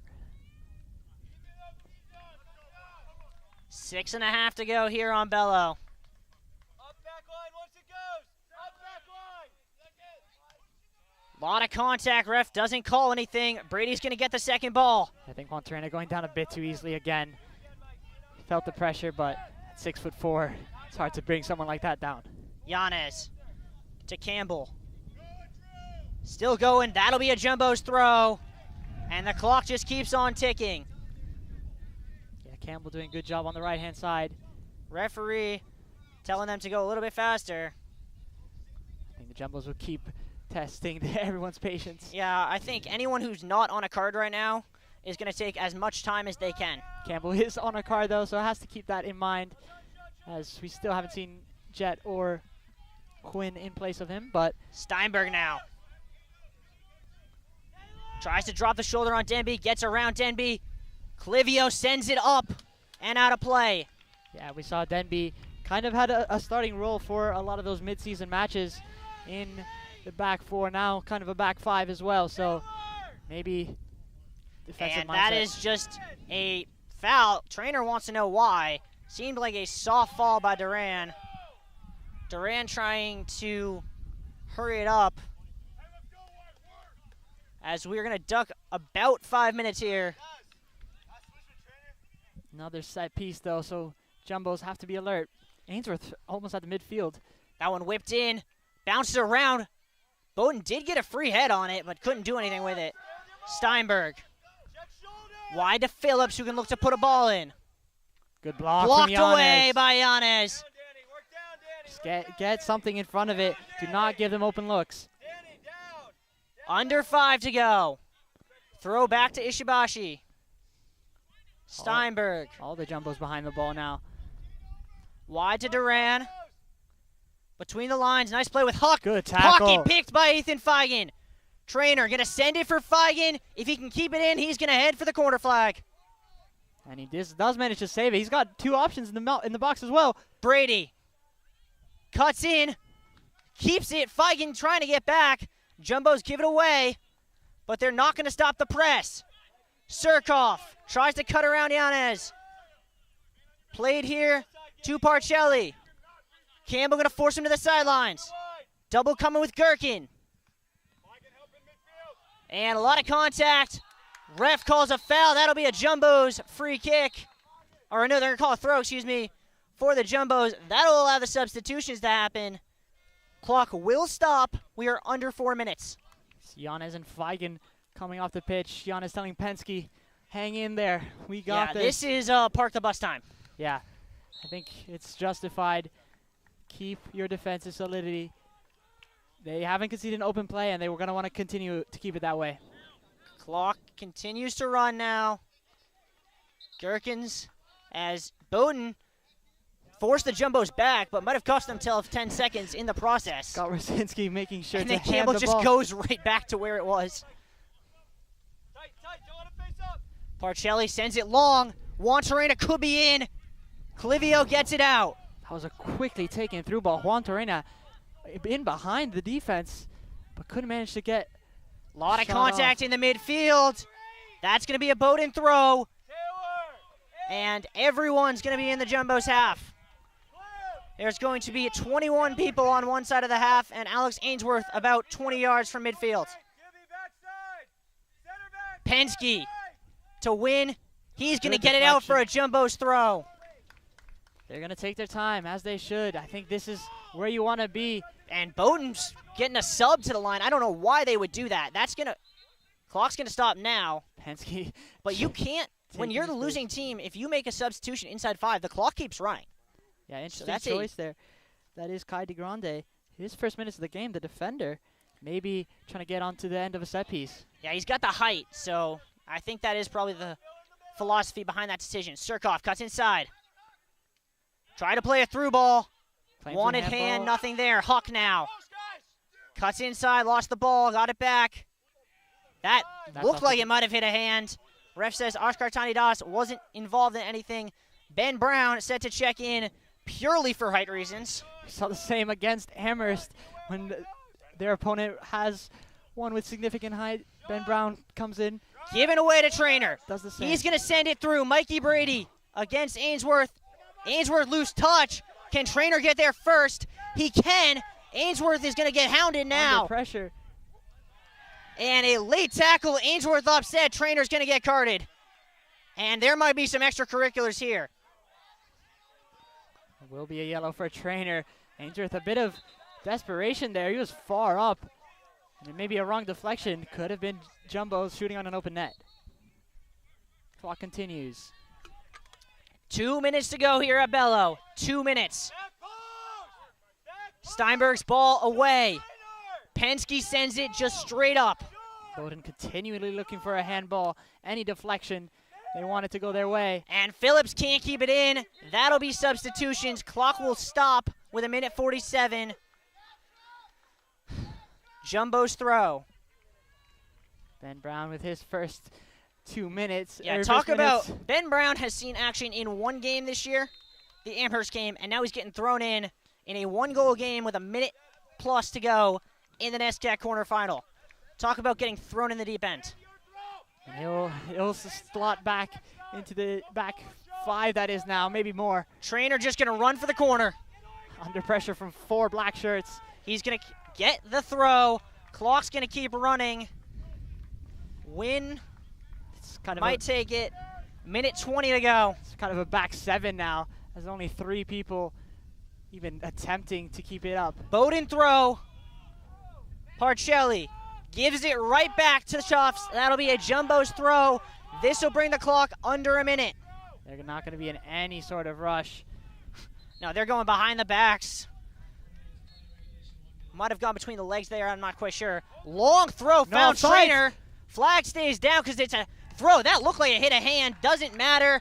That's going to be a corner kick, and that should pretty much seal this one out. Trainer hyping up his men. He's happy with that. That was really well done. That throw, a long throw there. And Desitel rightfully telling his team, go short, go to the corner. Yup. Gherkin just going to hold it in the corner. No need That'll to do be anything a fancy. Tufts foul, free kick. Free kick. No, throw, excuse me. Bit of confusion on the far 28 side. seconds to go. Gherkin turns onto the byline, gets inside. Still Gherkin. It pops free. Just need to Denby just going to send it on net. Desitel not happy with that. Yeah, there's 10 seconds to go. Oscar Tanidas going to press. That one's sent. Campbell will send it the far way. And here on an 80-degree Bello field, ice runs out on the Polar Bears, and they are done. As Campbell sends that one into the hands of Ainsworth, he also sends the Jumbos into the semifinals. What a match here on Bello. And what a showing for the Jumbos. Impressive stuff. All right, Max, you got any, calming techniques? Because I'm going to need some after the end of that game. We're going to need a breather, but it's also a time for celebration. Really, really well composed there, especially as it got nervy in those last 15 minutes as the Bowdoin Polar Bears look to equalize for the last 15, but impressive stuff all around. And their season continues. And for the Polar Bears, still have lots to expect. I would hope, from what we've seen from Bowdoin and from what they have on their resume, that they get an at-large bid because they deserve one. Yeah. We're going to take a short break and then have an interview. But before we do that, I'd like to thank the other members of my crew. Justin Loker directing, Carson Lyle and Micah Baum on the camera, Max Ancini beside me. I'm Riley Daniel. We'll be back with a post-game interview in a couple of minutes to celebrate the Jumbos' 2-1 win over Bowdoin. Stick with us.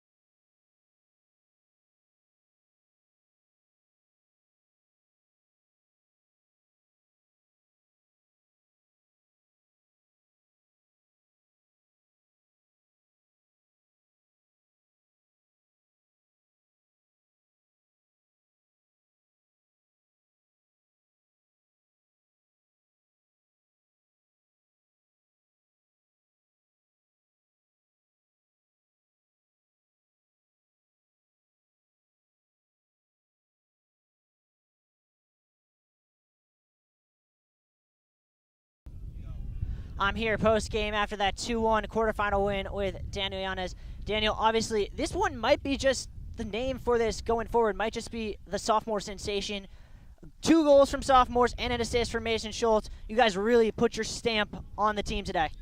Yeah, thank you. I mean, it was great to have some of the younger guys have a real impact today, and yeah, I mean, obviously thrilled with the result. So obviously, you guys probably are. I don't know if you know this, but Middlebury did take care of business. So you guys going back to Middlebury next Saturday. That was a tough one 2 weeks ago. You guys, what's the mentality going into that? I mean, I think we didn't put our best foot forward in that game, so we ever since that happened, we've been kind of dying to play them again. So I think we're really excited for that opportunity. So this is actually, it's crazy to think, the last time Bowdoin had lost a game on the road prior to today was 2 years ago in the NESCAC quarterfinal. You guys did something to them that has not happened in 2 years. Can you put into context what that feels like, the big NESCAC quarterfinal win? I didn't even know that was true, honestly. But yeah, I mean, it feels amazing. I mean, they are, credit to them, an amazing team. Really tough game on the road. And I mean, last year we fell short in the quarterfinals, and this year we really wanted to make it to that next round and hopefully win the whole thing. Yeah, obviously, we'll talk about that real quick. Last year, the penalty given up in the final minute allowed it to go to PKs. This year, it got nervy towards the end, but you guys found what it took to see it out. What did last year's experience kind of serve as inspiration on how to see this one out? Yeah, totally. I think we learned a lot about game management, and I think the belief was really there this year. I mean, we felt like we were going to win this game all the way through. So, yeah, I thought we dealt with it really well. All right, last question before I let you go celebrate the win. What did it feel like when that goal, that second goal, the one that ended up being the game winner, hit the back of the net? Felt euphoric. Best feeling in the world. I mean, I thought that was kind of to seal the deal. I guess not. It made it a little close towards the end, but I'm really glad we got that second one, obviously. Yeah, it ended up being very important. Euphoria is the right word here. For all of us here at JumboCast, thank you for tuning in, and as always, stay home safely.